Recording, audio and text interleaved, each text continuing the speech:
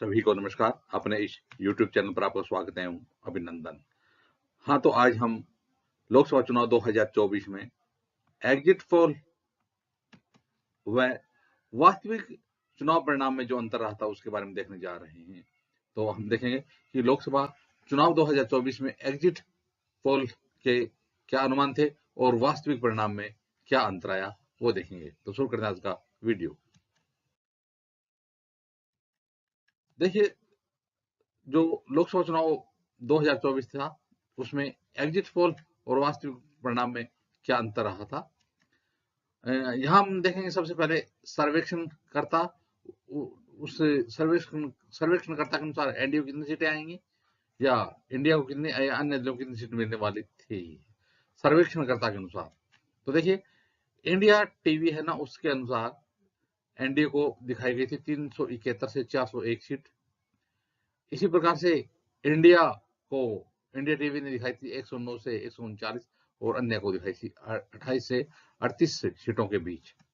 इसी प्रकार से रिपब्लिक मैट्रिज ने एनडीए को 353 से 368 सीटें दिखाई और इंडिया को 118 से 133 और अन्य दलों को 43 से 48 सीटें दिखाई। इसी प्रकार से यदि हम देखें India today axis my India, तो इसके द्वारा एनडीए को 361 से 401 सीटें दी गई, इंडिया को 131 से 166 सीटें दी गई और अन्य को 8 से 20 सीटों का अनुमान दर्शाया गया। इसी प्रकार से देखा जाए तो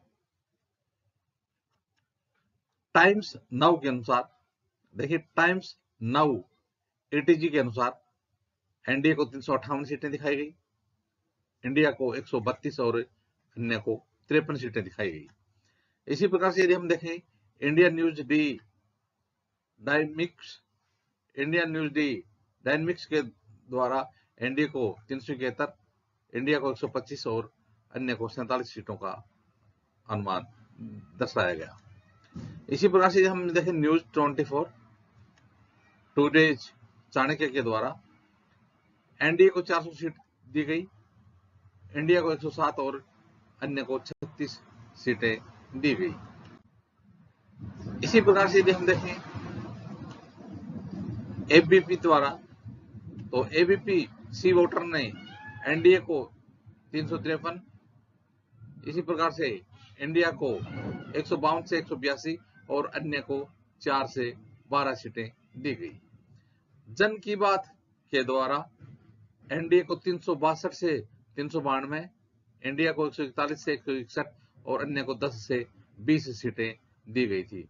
लेकिन यदि हम चुनाव परिणाम की यदि हम चर्चा करें, तो जब चुनाव परिणाम आया तो वो इन सभी जो सर्वेक्षण करता थे उनके मुताबिक एक भी परिणाम सही नहीं माना गया। तो चुनाव परिणाम, वास्तविक चुनाव परिणाम आया तो एनडीए को 293 सीटें मिली, इंडिया को 234 और अन्य को 16 ही सीटें मिली। तो इस प्रकार से जो एग्जिट पोल है और वास्तविक चुनाव परिणाम है उसमें बहुत बड़ा अंतर रहा था। तो इस प्रकार से आज हमने जो एग्जिट पोल और वास्तविक चुनाव परिणाम है उसमें अंतर देखा। तो यह एक भारी अंतर देखने को मिला। किसी का भी सर्वेक्षण है वो चुनाव परिणाम के नजदीक नहीं पहुंचा।